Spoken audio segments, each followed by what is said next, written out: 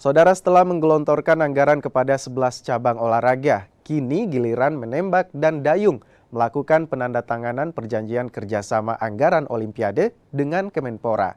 Anggaran akan dipergunakan dua cabur ini untuk melakoni kualifikasi Olimpiade sepanjang April. PB Perbakin dan PB Potsi resmi menerima anggaran dari pemerintah usai melakukan penandatanganan perjanjian kerjasama anggaran Olimpiade Kamis siang. Dalam rangka pelatnas dan persiapan kualifikasi Olimpiade 2024 Paris, PB Perbakin mendapat anggaran sebesar 5,9 miliar rupiah, sementara PB Potsi menerima dana senilai 13,9 miliar rupiah. Pada April mendatang akan menjadi bulan tersibuk bagi kedua cabang olahraga ini. Anggaran itu akan digunakan PB Perbakin untuk melakoni kualifikasi Olimpiade yang rencananya digelar di Brazil dan Mesir. PB Potsi juga akan mengirimkan atlet rowing ke Korea Selatan dan Swiss untuk merebut tiket Olimpik, sementara atlet canoeing akan berjuang di Tokyo.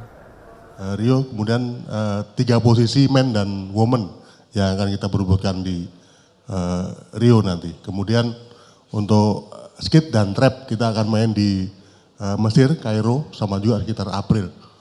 Jadi ada sekitar mungkin 14 atlet yang akan kita berangkatkan untuk berebut kuota di Rio, Brasil nanti. Sama untuk rowing itu ada di Chungju dan di Swiss di bulan April dan bulan Mei, di mana target kita meloloskan sebanyak mungkin yang kita kirim ke sana. Yang kedua untuk cabang canoeing, di sini kita akan bertanding di Tokyo tanggal 16 sampai tanggal 28 April setelah Lebaran. Di situ juga ada beberapa atlet kami yang lolos Olimpiade tahun lalu dan juga merebut medali di Asian Games, juga akan berlomba di sana. Menembak telah meloloskan satu atletnya atas nama Fatur Gustavian di nomor 10 meter air rifle putra. Sementara PB Potsi menargetkan atlet di nomor rowing dan kano dapat lolos ke Olimpiade Paris. Rinintaniken Junaidi Saputra, Kompas TV, Jakarta.